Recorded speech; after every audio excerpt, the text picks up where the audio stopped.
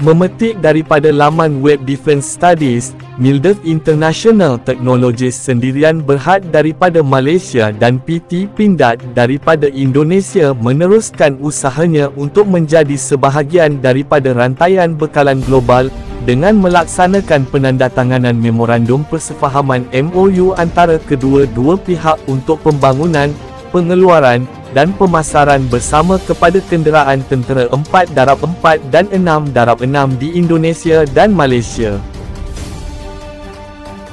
Kenderaan taktikal ringan bermobiliti tinggi, HMLTV 4-4, bakal menjadi produk awal yang diharapkan dapat menjadi model peningkatan kerjasama produk pertahanan, sebagai usaha melaksanakan kemerdekaan pertahanan di rantau Asia Tenggara pada masa hadapan, di mana penandatanganan Memorandum Persefahaman itu disaksikan secara langsung oleh Perdana Menteri Malaysia dan Panglima Angkatan Tentera Malaysia serta kaki tangannya, juga Setiausaha Direktorat Potensi Pertahanan Kementerian Pertahanan Indonesia, GM Kenderaan Khas, serta pengurus ekspor PT Pindad.